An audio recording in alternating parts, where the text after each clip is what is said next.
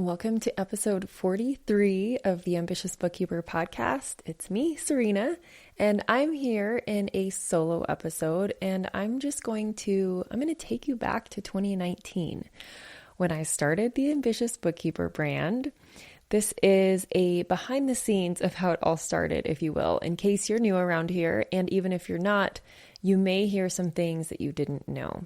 This episode is really to give you a look at what creating a course has done for me and so many other people. So whether you're interested in creating a course or just curious about the Ambitious Bookkeeper Brand story, you'll have some takeaways from this. Hey, and welcome to the Ambitious Bookkeeper Podcast. I'm Serena Shoup. I am a CPA and mom of 3, and I'm running a virtual bookkeeping business mostly from my home. You're in the right place if you're a bookkeeper, accountant, or an accounting student, and you know that your purpose is bigger than sitting in a cubicle. If you're ready to learn some actionable tips and strategies to help you start and grow a bookkeeping or accounting business, I hope you stick around. So let's take it back to 2019, a couple years into my bookkeeping business. My journey of creating the Ambitious Bookkeeper Brand started out as me just helping people in the comments of Facebook groups. So I'm sure you've hung out in those Facebook groups. There's tons of groups out there for beginner bookkeepers, advanced bookkeepers, firm owners. I was in any and all of the groups that I could get into as I was building my business because I felt so lost. I needed that community. So I hung out a lot in those groups, and a couple years into my firm, I was still kind of in those groups, dabbling here and there, and I kept seeing a lot of the same questions coming up that I had initially, that I had then at that point worked through. And so I would just share in the comments of my perspective, what I found worked, what didn't work. And eventually I realized, I was like, I should probably do something with this to make it easier than having to basically retype the same answers slightly modified for each question. So what I did was I stopped and thought about, maybe I should create a course. Of course, there's tons of courses out there. And I really didn't see one that got to really helping people like me with an accounting background, but just really kind of struggling with the business building side of things. So I started, listening to podcasts and following other people in the course creation industry, which I talked about a couple episodes back. And I came across Amy Porterfield, and her whole, approach is to start an email list before you actually create a course, which makes sense because you can't just launch a course and everyone just come and enroll. There's a lot that goes into it, and the foundation is really building an email list. So I took her advice. I listened to lots of her podcasts and implemented things from her podcast, and the way that you start email lists is you have to have a lead magnet. You have to have something to attract people into joining your email list. And then you have to consistently continue to deliver value. So I thought back to all of the questions that I was continuing to see. And so I created a lead magnet around them. That lead magnet still gets traffic today. People still opt into it. And little fun fact is I just recently updated it. I added some stuff to it. So it is new and improved, but this is my onboarding templates. So originally I was seeing a lot of people asking, like, what documents do you ask your clients for when you're onboarding them? And how do you onboard them? And what do you say? And how do you make it go smoothly? Like, it's really important to give new clients a good experience, right? So I basically gave away how I onboarded my clients. Like, I had to figure out the list of things that I needed from them, trial and error, and through my experience working in a CPA firm, the things that we asked for and how we organized them. And so I created some onboarding templates, which included 3 or 4 emails of different welcome emails that I send different types of clients, including the list of things that you need from them. And now it has been updated to include how to organize the files once you get them, and a couple other really cool things. So definitely check the link in the show notes to grab your updated copy. But basically, I was just gathering information from all the questions that I was seeing over and over and over again. And I was like, what are the most common questions? And one of the most common questions was, how do you onboard clients? What do you ask for? So I created a lead magnet around that. I knew people they were already wanting that and needing it and not finding it anywhere. So I did that. And I also started a blog. So that's the other facet of starting your course business, or even this counts for a bookkeeping business as well. You've got to have a place that you're going to consistently create content and provide value. And yes, you can do that on social media, but I'm sure you've heard this before. Social media is borrowed real estate. You do not own it. When Facebook goes down, or Instagram goes down, or if LinkedIn ever went down, you can't really export everything that you've uploaded there. You don't own everything. And you can't really capture people's email addresses. So it's important to have a place where you are going to consistently create content. And I teach inside my program, consistency doesn't have to mean every day or every week. It just needs to mean that, like, you pick a rhythm that you're going to create content and you stick to it. That is mostly how you reach visibility and success. Like, where I've gotten has been not necessarily because I'm super smart. I honestly don't think that I am like a genius or anything. I'm just really consistent and I show up consistently. So I chose a blog because at that point, did not want to speak into a microphone, and I did not want to be on YouTube and do video and all that. So I was like, you know what? I like to write. It's easy for me. So that's what I'm going to do. I started a blog on my website. And mind you, this was my firm website. I had not created a separate website for the Ambitious Bookkeeper. I didn't even have a name for it. I just had a button on my website for my firm that said bookkeepers. So I knew that if a bookkeeper came onto my website and saw that, they would know exactly where to go. So that's what I did. I started a blog on my website dedicated to bookkeepers and helping them. And I started creating weekly blogs. And with the blogs, I would try to always direct back to my lead magnet where I could, where it made sense. I would have that call to action. So I slowly started building an email list. I shared the lead magnet in groups where it was appropriate. So I wasn't spamming people. I didn't offer it up all the time. I just would, I'd create value and answer their questions and say, if you want my exact templates, they're on my website. You can go grab them. They're free. And that's where I would leave it. I wouldn't necessarily drop the link unless it was allowed in the group. I would just let them know it's on my website, and my website's easy to find because I optimized my profile with my website in it. So I hope you're taking notes.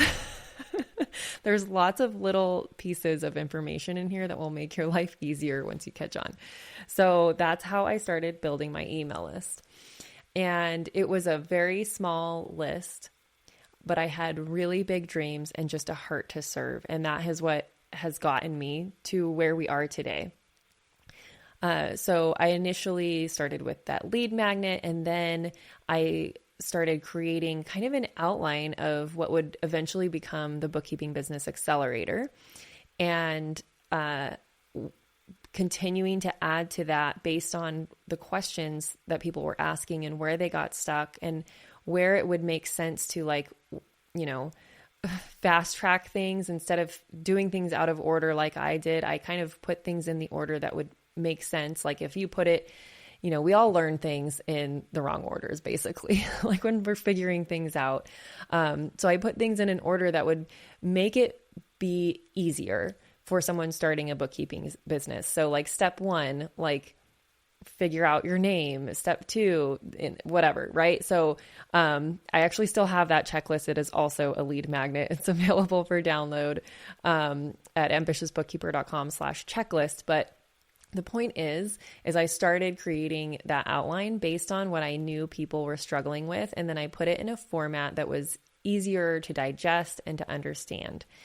And I actually asked people, I was like, hey, if perchance I created this thing that's like, a 10-page PDF, but basically gave you the steps to starting a bookkeeping business, would you want it? And would you pay $27 for it? And when I got some yeses, I was like, all right. So I kind of fine-tuned my outline. It was all in a Google Doc at this point. And then I created a PayPal link and I put that on my website and I started, promoting it. So I promoted it to my tiny email list. I think at this time I might have had like 10 or 15 people on my list. No joke, 10 or 15 people that opted into my onboarding templates, had given me their email address, and I was continuing to email them weekly, just valuable stuff. So I would write a blog and I would email them about the blog that I just wrote and tell them, go to my blog to check this out. And so I'm just providing value in the emails. So I pitched it basically to my email list and was like, hey, I'm going to create this thing. It's going to be $27. If you're new to starting your bookkeeping business and you're struggling with this, that, and the other thing, it's all going to be in there outlined for you. And so that's what I did. I put a PayPal link, very, very scrappy. I put a PayPal link in the email. And the first person who bought it, actually, I got to meet her in person at Alyssa's very first retreat, which is so cool. You know who you are if you're listening. I don't want to call you out, but she raised her hand and was like, yes, I want this. She gave me $27. And I was very upfront on the page with the link. The PayPal link was like, this is not done yet, but once you buy, you'll get it in 14 days. So that gave me 2 weeks. Or maybe it was less than that. Now I can't remember. It might have been 7 days, actually. I might have had a quicker turnaround because I didn't want to have to make people wait. But I said, you'll get it within this time frame. And then I got to work creating it. And I enlisted my part-time bookkeeper, who is still with me today. She does our graphic design. And I was like, hey, I need your help creating this PDF. And we need to have it done in 7 days. Work your magic in Adobe or whatever magician software you use. And so that's what we did. I just gave her the outline of my Google Doc and, kind of how I envisioned it to look. And we did a couple iterations of it and edits, and then we sent it off to the people who bought it. And then from there forward, I was like, this thing is kind of taken off. And by this time we're at the very beginning of 2020. So you might remember what was starting to happen. And it was, sometimes success does happen because timing is really good. So I don't want to dismiss that fact. I was not trying to capitalize on what was happening in the world. I had actually already started this process. I was already running ads to this PDF. Probably started in February of 2020. I had been starting to run ads to it. And, I figured if I, put $5 to $10 in ads to it a day and one person buys it, I'm making a profit because it's $27. And even if I'm not, I'm still helping, I'm building my list, I'm reaching more people. So that's what they call a self-liquidating offer. So when you see these tiny offers and, really not cheap, but low priced offers like PDFs or, mini courses that are usually under $100 or less, that's what it is. It's a self-liquidating offer. And generally they're being used, I'm giving you all the background behind the scenes information. Generally they're being used to build email lists, to grow their audience, to reach more people, but not be in the hole with ads. Because otherwise you would just be, dumping money in ads and not really knowing if it's resonating or whatever. So that's what I was doing. I started in February of 2020, throwing a little bit of money toward ads, and it was liquidating, which means it was, I was still coming out ahead. So I was probably making $5 to $10 each on these PDFs. And then mid-March happened and the PDF just kind of blew, like it just started blowing up. Like the ads, I was getting like 10 or 15 sales a day of it. And I was like, holy crap, like what is going on? And then I watched the news, no, I knew what was going on, but it just timing helped for sure, because I was marketing this PDF that was trying to help people start a bookkeeping business, people with an accounting background. So there's tons of people in accounting now told not to come to work. And they're like, well, shoot, what am I going to do all day while I sit around for 2 weeks and wait? Maybe this is the time I start my business. And then 2 weeks turned into 3 months. And then 3 months turned into, here we are 3 years later, basically, 2.5 years later. So that is how the Ambitious Bookkeeper brand started. That's the whole backstory. It started with a lead magnet and a blog, and then a tiny offer or a self-liquidating offer, whatever you want to call it. And then I had, at that point, like I quickly built my email list to about 100 people that I was emailing every week. Again, continuing to provide value. And at this point, I decided, okay, I'm going to go all in on this course thing. So I enrolled in some other courses to help me grow. And I talked about those in a previous episode too. So if you want to go back to that, it was episode 41 or 42, I believe, 41. And I had to get way out of my comfort zone. Essentially, I had to learn how to get on video, because I was getting ready to like create a video course on how to start your bookkeeping business.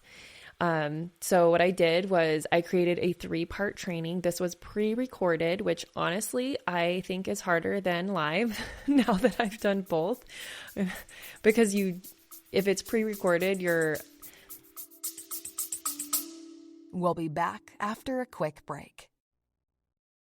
This episode of the Ambitious Bookkeeper Podcast is sponsored by my brand new free training, The Ultimate Guide to Creating a Profitable Bookkeeping Business. In just 1 hour, you will learn 3 keys to creating and launching a profitable bookkeeping business. We will map out your path to creating a bookkeeping or accounting business that keeps you in control of your time, priorities, and expertise. From someone who built a 6-figure firm on part-time hours. That's right. You can stay in control of your time, keep family as your priority, and serve your clients well. It just takes a little strategy up front, and I'm going to help you with that during this free training. So head over to the show notes to sign up now for the next training and find out how you can choose the work you do, kick imposter syndrome to the curb, use tech to be super efficient, which all leads to a profitable business. Just head on over to ambitiousbookkeeper.com/training, and I will see you there.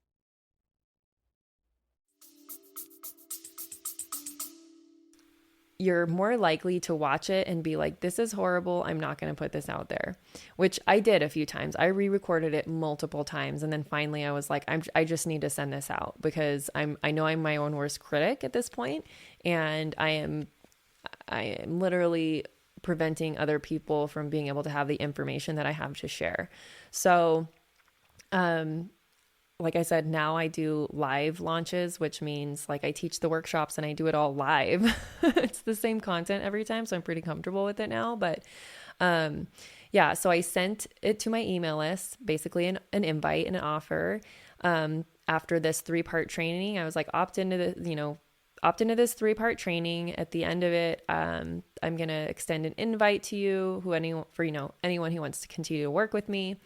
So at the end, I invited them to join me in the very first cohort of the Bookkeeping Business Accelerator, and 6 people joined.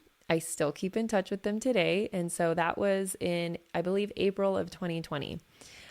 As you can see, the timeline, like February, March, April, like that at 3 months is not long enough to create a course, by the way. So I want you to keep that in mind, that I didn't actually have it created.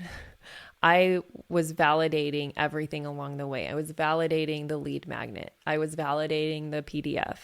I then was validating this idea for a course. Like, are people willing to pay $500? At the time it was $500. You're probably like, oh my gosh, I wish I could get into BBA for $500 now.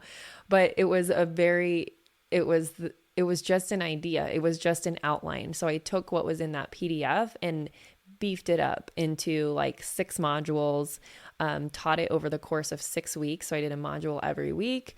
And I didn't teach it live. I recorded it, but I recorded it as we went. That way I could adjust the content based on the feedback from the girls or the women that were in the course. And we would have weekly coaching calls, and I would drip weekly content, and we would talk about the content, where they were seeing, having hangups and where they need extra support in. And so over time, I just kept all those notes and added stuff into BBA, took things out and made it better.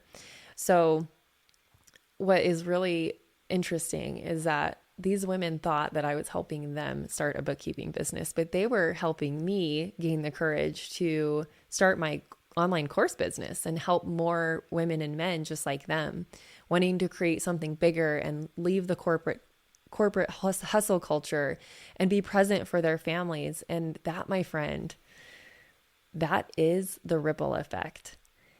So let's get into what the course has actually given me. It has building a course, rather, the course, online course business that I have. It has forced me to stop playing small. Each time I launch, I'm pushed more and more out of my comfort zone. And it isn't necessarily that I push myself, although my goals do that for me, but also other people, my coaches, my mentors, my team, my biz bestie. All of these people are conspiring for me by pushing me out of my comfort zone. It has forced me to work heavily work on my perfectionism. I know it's like rampant in our industry. It's probably one of the worst, it's just like one of the worst things in our industry is all of us are such perfectionists. I never would have been able to launch something before it was actually created, much less perfect, unless I learned to embrace this one mantra: done is better than perfect. And I know I've said this on this podcast before, but just continue to repeat that to yourself. Done is better than perfect. When you're hung up on trying to get something exactly perfect, ask yourself, like, is it more important to be done with this and get this finished, or is it more important to have it perfect? And I know sometimes that there's a gray area. It's hard to figure that out. But if you really are having difficulty figuring out if something needs to be perfect or just done, ask someone else. Ask for a second pair of eyes. I also held myself accountable to actually creating the dang thing by launching it first. There is nothing better than an accountability buddy, like having given you money to create something and deliver it, to actually make you deliver it. It forced me to work on my mindset around what is possible. Like I said, I set really big goals and I rarely reach them, you guys. I rarely reach my big goal for each launch. But I'd rather reach 50% of my big scary goal than 100% of a tiny goal, wouldn't you? When I started learning everything around marketing my course, creating the course, building the email list, I invested in myself in programs I wouldn't have otherwise.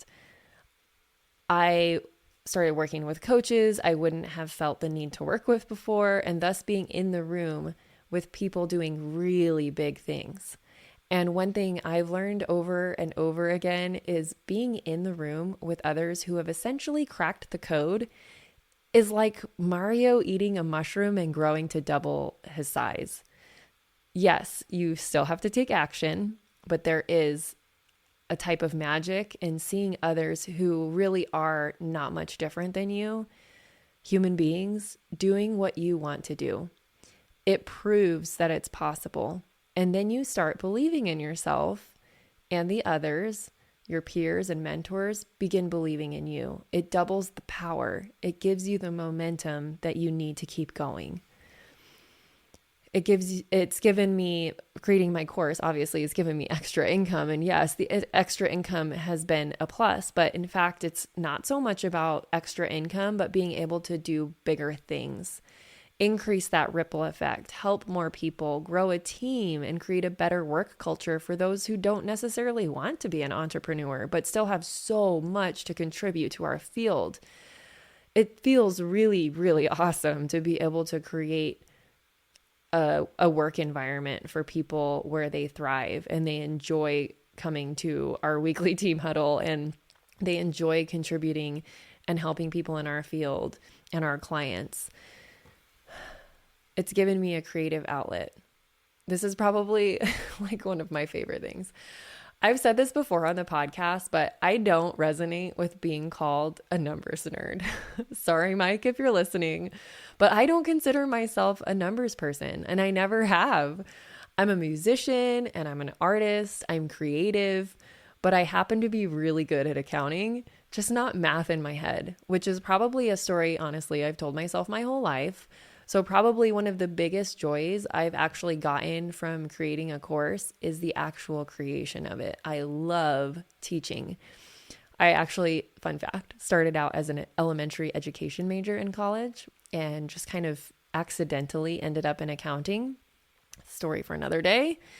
I love creating graphics and updating my website. I love creating new offers, sharing value on social media, and writing sales pages and emails. Like, how ridiculous. I loved writing the blog. I love writing, and I love creating this podcast.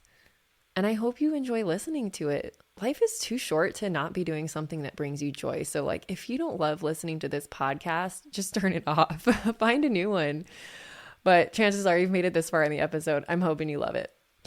I know that not every day will be rainbows and sunshine, but generally, you guys, it's really late too. In general, I truly love mentoring you here on this podcast, in my groups, my programs, on social media, wherever you hang out with me. It's such an honor. This brand would not be what it is today without you. Okay, now that love fest is over. Lastly, building courses has taught me so much about marketing, the way people buy, how to communicate, and how to bring value, and what people value internally and externally. And all of this has trickled into the way that I run my firm. It has connected me with people who have helped me grow both businesses. So if you're thinking about creating a course, my last episode may have seemed like the cold, hard truth that it's not all rainbows and sunshine. It's not that easy. But I hope this one is like the opposite of that. So I guess that would be like the warm, soft truth as opposed to the cold, hard truth. The potential upside is so big. Even if your course were to flop, if you put in the work to learn these things, get into this world, be around the right people in this industry who actually care, the internal growth you'll see can be life-changing. And with that, my friend, I hope that you check out the show notes for some links, because I definitely talked about a few things that I'm going to be linking up. Again, I truly, truly appreciate you tuning in each week to listen, and I'm honored. I am absolutely honored to be in your earbuds every week. And I don't know if you use earbuds anymore. Maybe you use AirPods or headphones, or maybe you're playing it on blast in your car speakers. And your kids are repeating my kids at the end of this episode. I love that. I just want to thank you from the bottom of my heart, because this brand truly would not be here without you. And I will catch you next week. Thank you to everyone who helps make this podcast possible. Content and interviews are produced by me, Serena Shoup. Our intro and outro music is written and performed by my brother, Ian Gilliam. Editing is also by Ian, using his awesome sound engineering skills along with Descript software. Hosting and publishing is by Buzzsprout, and you can check out the show notes for links to all of these amazing resources and resources mentioned in the episode. Be ambitious.